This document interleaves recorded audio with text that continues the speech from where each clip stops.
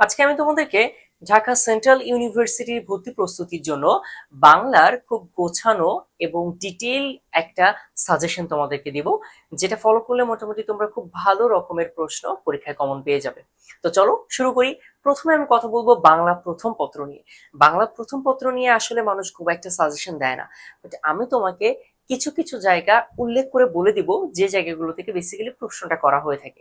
তো চলো দেখো, প্রথম যে কথাটা আমি বলবো যে জায়গাটা, সেটা হচ্ছে লেখক পরিচিতি। যে ওই তুমি যে গদ্যটা বা যে পদ্যটা বা যে নাটক প্রবন্ধ বা উপন্যাসটা পড়তেছো, ওই প্রবন্ধটা বা ওই পার্টিকুলার সাহিত্যকর্মটা যিনি সৃষ্টি করেছেন, যিনি লেখক, ওনার সম্পর্কে ভালোভাবে জেনে যাওয়া, বিশেষ করে ওনার সাহিত্যকর্মগুলো এবং ওনার জীবনের গুরুত্বপূর্ণ ইভেন্টগুলো, এবং এর পাশাপাশি উনি কোন কোন পুরস্কারে মানে পুরস্কৃত হয়েছেন, এই জায়গাগুলো ভালোভাবে জেনে যাওয়ার চেষ্টা করবে। এর পরে যে কথাটা বলবো সেটা হচ্ছে শব্দার্থ। তোমরা দেখেছো যে বাংলা প্রশ্নে প্রায়শই শব্দার্থ থেকে প্রশ্ন করা হয়, এবং এই শব্দার্থ তো আসলে অনেক থাকে বইয়ে। তো কোনগুলো ইম্পর্টেন্ট সেটা বোঝার জন্য তোমাকে একটু তোমার এইচএসসি লাইফে ব্যাক করতে হবে।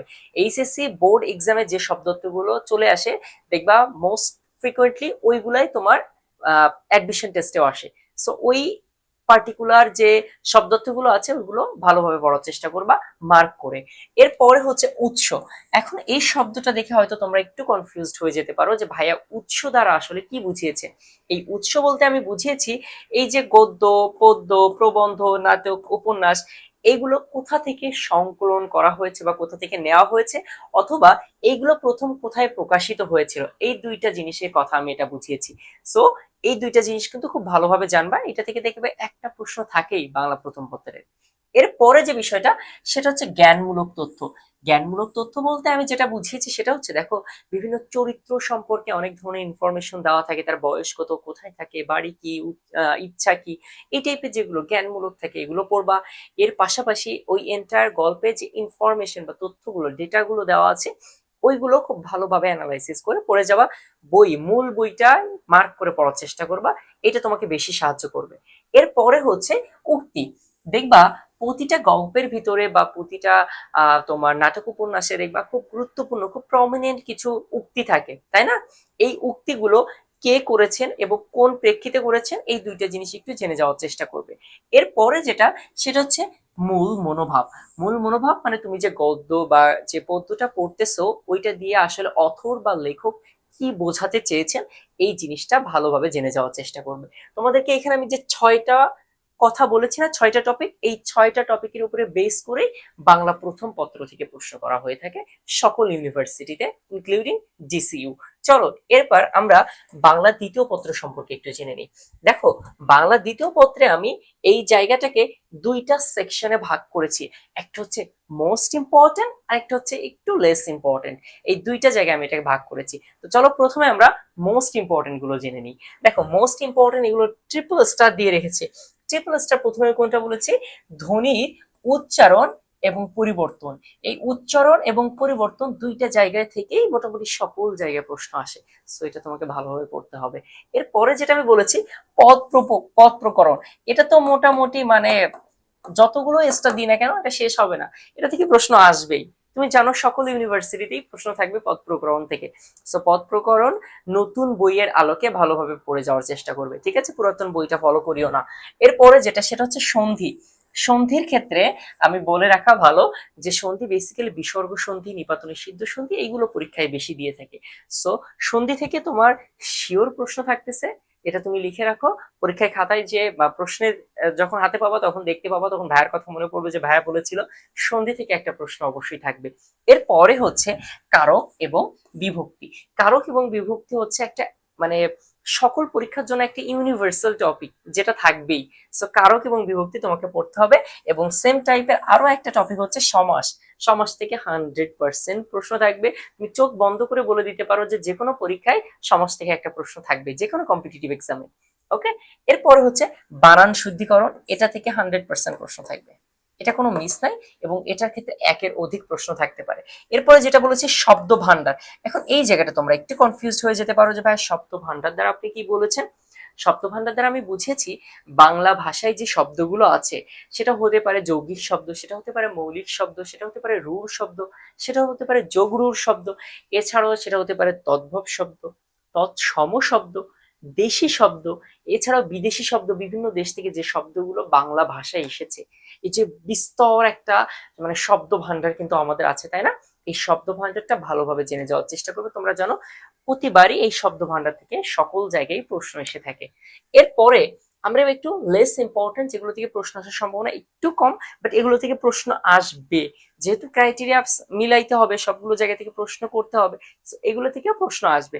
দেখো, প্রথমে বলেছি বাংলা ভাষা ব্যাকরণের আলোচ্য বিষয়। ব্যাকরণের আলোচ্য বিষয় আছে 4টা। এই 4টা বিষয়ের অধীনে বা এই 4টা বিষয়ের মধ্যে কোন কোন টপিক গুলো পড়ে, এটা খুবই ইম্পর্টেন্ট, ভালোভাবে দেখে যাবে। এখন বাংলা ভাষার ক্ষেত্রে পৃথিবীতে বাংলা ভাষার অবস্থান কোন প্রেক্ষিতে কত, মাতৃভাষার দিক থেকে কত, তারপরে হচ্ছে মানে ভাষাভাষী কথা বলার মানুষের দিক থেকে কত, এইগুলো একটু জেনে যাবা। বাংলাদেশ ছাড়াও কোন কোন অঞ্চলের মানুষ বাংলা ভাষায় কথা বলে, এই ইনফরমেশন গুলো কিন্তু খুবই গুরুত্বপূর্ণ এখানে। এরপরে দেখো নত্য ও সত্যবিধান। এই নত্য ও সত্যবিধান বেসিক্যালি তোমাকে সাহায্য করবে এই বানানের ক্ষেত্রে, বানান শুদ্ধিকরণে তোমাকে নত্য ও সত্যবিধান অনেক সাহায্য করবে। সো নত্য ও সত্যবিধানটা ভালোভাবে পড়বে। এরপরে আসো ধাতু, প্রকৃতি, প্রত্যয়। ধাতু, প্রকৃতি ও প্রত্যয় থেকে দেখবা এবার 100% একটা প্রশ্ন চলে আসবে এবার। ঠিক আছে, এবার দেখবে একটা প্রশ্ন তুমি এখান থেকে পাচ্ছ। এরপর উপসর্গ, উপসর্গের ভিতরে বাংলা ভাষার উপসর্গ কতগুলা, এটা খুবই গুরুত্বপূর্ণ, এগুলো একটু দেখে যাওয়ার চেষ্টা করবা। কোন ভাষায় কতগুলো উপসর্গ এসেছে বা উপসর্গ কোন অর্থে কোনটা বসে, বিশেষ করে কোন অর্থে কোন উপসর্গটা বসে, এটা সব থেকে ইম্পর্টেন্ট, এটা মিস করিও না। এরপরে দেখো জ্যোতি চিহ্ন, অল্প ছোট্ট একটা টপিক, ছোট ছোট ছোটখাটো কিছু জিনিস জানতে হয়, কোনটার ক্ষেত্রে কতটুকু সময় থামতে হয়, কোনটা কোথায় ব্যবহৃত হয়, এগুলো জানলে এনাফ। এরপর হচ্ছে সংখ্যাবাচক শব্দ। সংখ্যাবাচক শব্দটা একটু দেখবা, ছোট ছোট টপিক এগুলা, খুব বেশি একটা সময় তোমার লাগবে না, বাট একটু নোট করে, শুধুমাত্র পড়ে যাবা না, একটু তোমার নিজের ভাষায় খাতায় নোট করে পড়বা, দেখবে এটা তোমার খুব সহজে মনে থাকবে এবং বেসিকটা আরো ভালোভাবে ক্লিয়ার হবে তোমার। এরপরে লাস্টে বাক্য শুদ্ধিকরণ, আমরা ইংরেজিতে যেটাকে আমরা বলে থাকি যে সেন্টেন্স কারেকশন বা পিন পয়েন্ট ইরর যেটা থাকে, সো এই বাক্য শুদ্ধিকরণটা একেবারে লাস্টে পড়বে এই সকল টপিক পড়ার পরে, এবং এখান থেকেও কিন্তু প্রায়শই প্রশ্ন হয়ে থাকে। দেখো এখন তো তোমরা ব্যাকরণ সাইড আমি তোমাকে বললাম, একটা সাইড কিন্তু স্টিল বাদ আছে, কোনটা বলতো? বিরোচন অংশটা। চলো আমরা বিরোচন অংশটা একটু দেখি। দেখো বিরোচন অংশের ক্ষেত্রে প্রথমত যে জায়গাটা থেকে প্রতিবার সকল জায়গায় প্রশ্ন থাকে সেটা হচ্ছে বাগধারা। বাগধারা থেকে তুমি দেখবা সব জায়গায় প্রশ্ন থাকে, সো বাগধারাটা তুমি খুব ভালোভাবে পড়ে যাওয়ার চেষ্টা করবা। বিশেষ করে প্রিভিয়াস ইয়ারে কম্পিটিটিভ এক্সাম, সেটা ভার্সিটি এক্সাম, জব, বিসিএস এ যেগুলো এসেছে এইগুলো অবশ্যই দেখবে, এবং এর পাশাপাশি তুমি যে কোনো একটা পার্টিকুলার বই ফলো করে সেখান থেকে কমপ্লিট করে যাবে। ওকে, দেখো এরপরে কি আছে, এক কথায় প্রকাশ আছে, এটাও গুরুত্বপূর্ণ। এই বাগধারা এবং পারিভাষিক শব্দ, এই দুইটা হচ্ছে সব থেকে বেশি গুরুত্বপূর্ণ এখানে। বাগধারা এবং পারিভাষিক শব্দ, এই দুইটা থেকে দুইটা প্রশ্ন মাস্ট থাকবে, এবং এর পাশাপাশি তুমি এক কথায় প্রকাশ এবং সমার্থক শব্দ এই দুইটা দেখে যাবে। এখন তোমার প্রশ্ন হতে পারে ভাইয়া এটা তো খুব হিউজ একটা টপিক, তাহলে আমি কোথা থেকে কতটুকু পড়বো, এটা তোমার প্রশ্ন হতে পারে। তুমি যে কোনো পার্টিকুলার একটা বই ফলো করবে, ঠিক আছে, যে কোনো একটা বই ফলো করবে, সেই বইটা থেকেই পড়বে, অনেকগুলো বই থেকে ইনফরমেশন নেওয়ার প্রয়োজন নাই। আর প্রথম কাজ তোমার হবে হচ্ছে এই টপিকগুলো থেকে প্রিভিয়াস ইয়ারে কম্পিটিটিভ এক্সাম, অর্থাৎ ইউনিভার্সিটি অ্যাডমিশন টেস্টে, জব টেস্টে, কিংবা হচ্ছে তোমার বিসিএস এ যে প্রশ্নগুলো এসেছে ওইগুলো প্রথমে সলভ করবা। তারপরে যদি তোমার কাছে সময় থাকে, সুযোগ হয়, তাহলে যে কোনো একটা পার্টিকুলার বই ধরে তখন সেখান থেকে পড়ার চেষ্টা করবা। এলোমেলো র্যান্ডমলি পড়ার কোনো প্রয়োজন নাই। তোমাদেরকে যে সাজেশনটা আমি তোমাদেরকে দিলাম এই সাজেশনটা ফলো করো, এবং এই সাজেশনটা ফলো করে সুন্দর মতো একটা গোছানো প্রিপারেশন নিয়ে যাও। দেখবা তুমি বাংলা পরীক্ষা যে প্রশ্নটা হাতে পাওয়ার পরে তুমি খুশি হয়ে গিয়েছো, কারণ এই টপিকগুলো থেকেই তোমার প্রশ্ন আসবে এবং তুমি খুব ইজিলি তখন অ্যান্সার করে আসতে পারবে।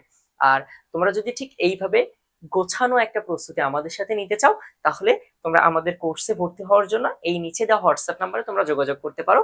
ঠিক এইভাবে প্রতিটা টপিক ধরে গুছিয়ে সুন্দর মতো আমরা তোমাদেরকে প্রস্তুতি নিতে সাহায্য করবো ইনশাল্লাহ।